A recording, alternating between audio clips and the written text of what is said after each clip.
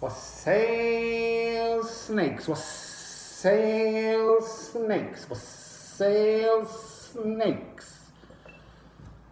So, this is the 7th new moon and it's the repeating moon. This is the 7th new moon and it's the repeating moon. This is the 7th new moon and it's the repeating moon. So, sorry. I'm using the Odin of the 9 realms, but your cards already just slipped out while I was chit-chatting rubbish. So, I'm being very silly. So, maybe there's something very, very silly coming in your reading because the Dragon God was quite sober. And I'm going to ring the bell, which I forgot to do for the dragons. So, here's your bell.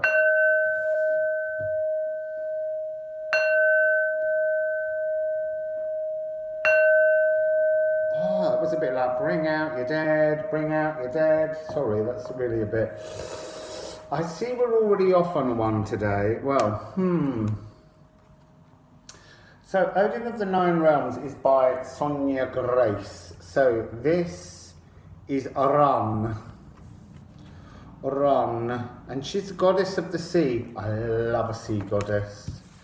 I love a sea goddess. Actually, snakes in this deck. Look, the snake down here that's got a very complicated name, which I can't remember unless I see it, is actually the snake that wraps itself around the entire planet and is responsible for all of the rivers. So this has a sense of you being very responsible for all the emotions. See, usually you're Gaia's skirt, but this energy today is about you being emotionally watery and being like the flowing bends of a river snake. So that's lovely.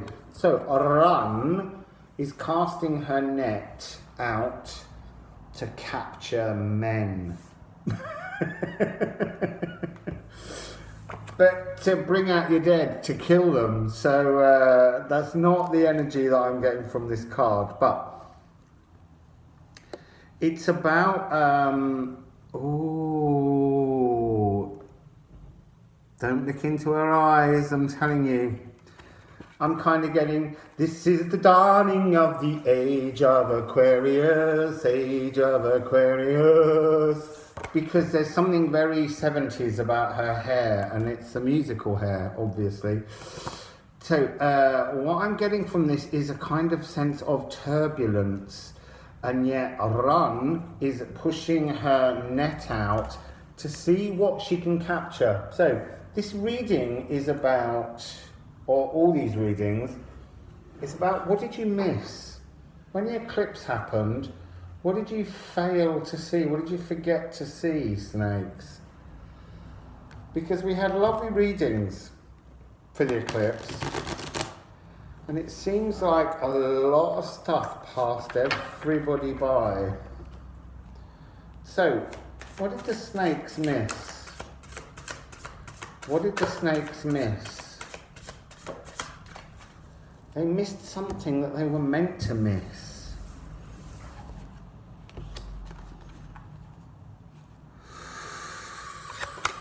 Oof, snakes. So you have High Priestess. Now High Priestess also is a veil. She casts a net. So, but she's dealing with deeply hidden esoteric knowledge, and this time she's going to let you have it. Her scroll is open. Starlight healing is coming down, and there is a little tiny starfish not caught in the net down here in Ran's waves. This is waves of esoteric knowledge.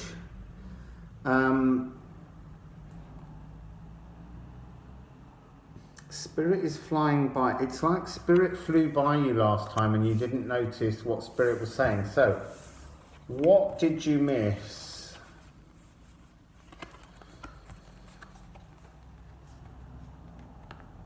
This is interesting. You've got the Tower and the Hermit. These are big energies. So that's card 16 and card 9. 169 might be worth a little observation.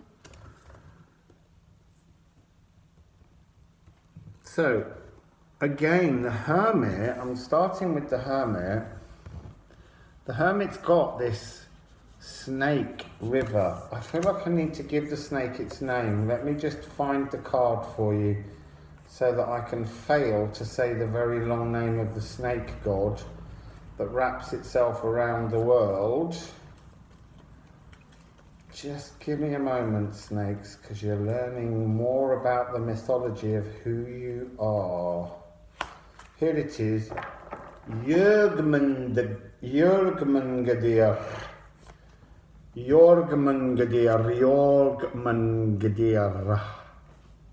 That long, lovely word down there. That's just so that you got a name for yourself, okay? So, we have the Jörgmungadir running around the back of the Hermit. It's like you're being wrapped in a coil of emotions, being bathed in emotions. It's almost being it's being like self-satisfied with emotions. That's a really interesting notion in itself. He's holding up his inner truth, and yet somehow it's not lighting him. His clothing is the very mountains of the world.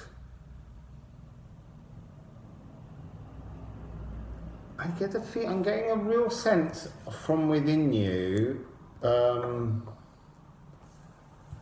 like a disappointment, snakes.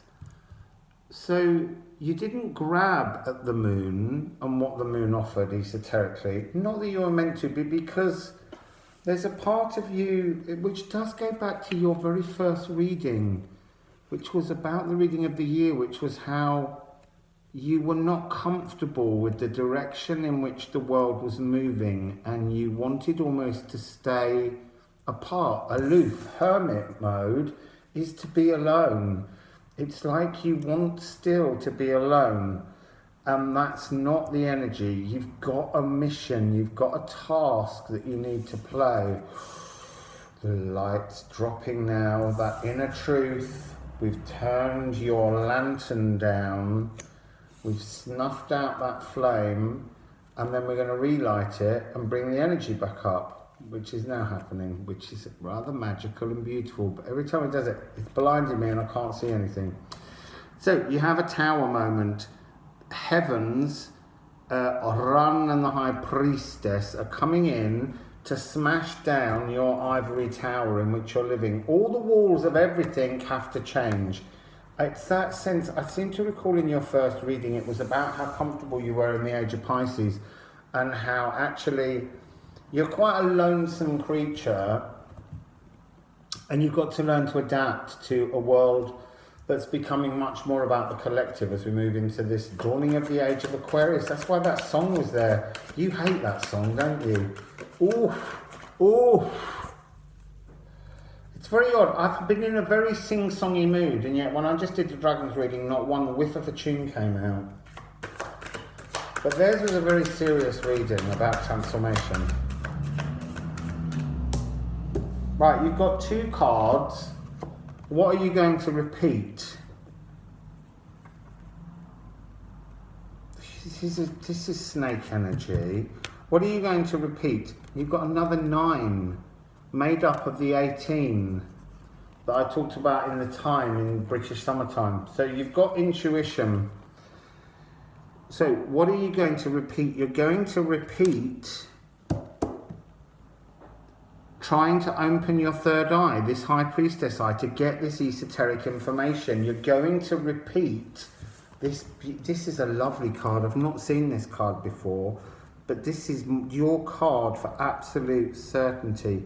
And this is 2 and 6, which is an 8, so 9, 8. It's like going backwards on a sacred journey. You've got to step backwards now, snakes, into the real world. You're hiding yourself from the real world. You're coiling yourself up and you're not engaging. There's a real sense, look, again, it's this explosion of information above you. This is that hair of the age of Aquarius energy. And you've got to undo this coil where you're holding on to this fiery sort of step near me and I'll bite you venom style that was your energy. So let's have let's have the Thoth, Aleister Crowley. So how does this repeating work? What is this repeating energy? How does this repeating energy work? What's the frequency of this repeat?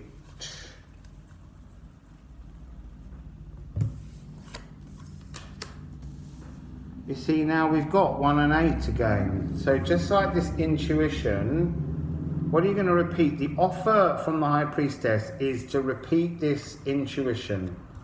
Okay, now that comes as the Ace of Wands, which is pure, first, passionate, fiery thought, and the Eight of Pentacles to be in the real world, but that's the Yggdrasil energy of unlocking something. So this time you're going to unlock your wishes. So 1 and 8 is 9. So you've got 9 and 9. And then you've got 9 again, the 9 of Cups. Sorry, I didn't hold that up for very long. The 9 of Cups is the wish card. But this is a wish that's about you connecting with the collective. Connecting with the collective. Which is not the usual journey for most people. It's about having to learn to connect with themselves. You love being connected to yourself. Your task is to learn to connect to everything else. So can we have a Moonology card for snakes? I'm putting those back. I'm gonna rifle them. It's like you're running hot and cold, light and dark. The sun's in and out, going behind the veils of the clouds. So what's the energy for snakes? What's the moon energy for snakes? Bring love into the situation. Moon in Aquarius. This is the dawning of the age of Aquarius. It's that song you don't like again. So bring love into the situation. This is the card of love, wishing for love. Is it time for snakes to come out of the cold and to start feeling a little bit of love?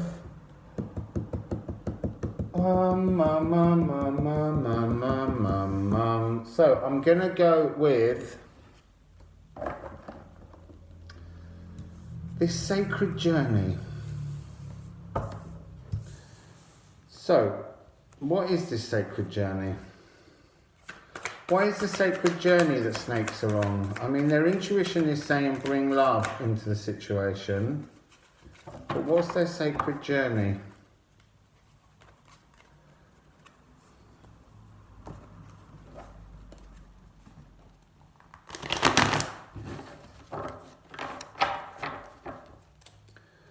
What's the sacred journey, please, when their third eye is open and they start to bring love?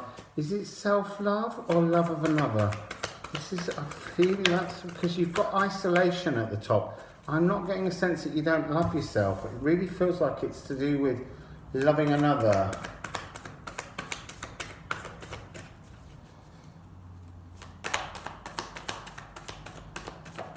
Come on. Oh, there's a lot of cards suddenly. A lot of cards. Ooh. This is like a prophecy. It's like all the snakes. These are like all the snakes are all lining up now. They're coming together as a collective of snakes. I don't know what the collective noun for snakes is. Like a parliament of owls or a pride of lions. or a gaggle of good grey geese. But what is a collective noun for snakes? Maybe we could find that out. So, right, you're not opening your eyes. There's a real thing of, you've got the Seven of Pentacles and the King of Cups next, trying to grow something, Seven of Wands, 7-7.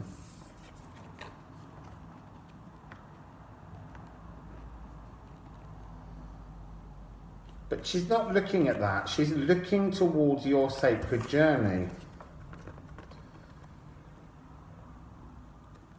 So, Spirit is looking towards a sacred journey. You, on the other hand, are just trying to focus on growing your own little garden and being zen with your own emotions, sitting there just not looking at the things going on around you. And then we've got a lot of fiery wand energy, really fiery energy coming in for you. So you've got the Ace of Wands here with the intuition, the divine spark, and now it's come again. Only this time, this cannot be ignored. This is massive. This is spirit. It's actually that way almost. This is the energy of spirit's prophecy coming down towards you. And it's giving you the Nine of Wands. You've got a lot of nines. You're close to this perfection moment. You've got 9. So 18 is 9. 1 and 8 is 9. You've got card number 9. Then you've got this 9 of Wands, and you've got the Knight of Wands. 9. So this is the card of the spiritual warrior. You've got a spiritual mission to get on with, which is to do with lighting you up in the real world. But within these cards, the only person with their eyes open is this one. Oh, you've got 9 the Hermit as well. He's got his eyes open, but he doesn't want to look at things. A little bit like she doesn't want to look at things. It's this idea, why, what, So we need to know, we need to understand, what is this looky fear? Why won't snakes look? Why won't snakes look? What's up with them? Why won't snakes look? Why won't snakes look? What's this hiding? That was a big, fat, clumsy block. Look, you're looking really directly at everything here. Why won't snakes look?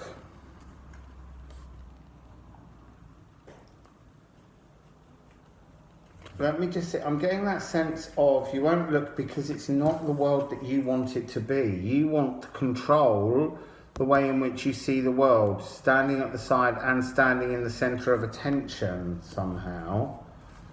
So what do we have here?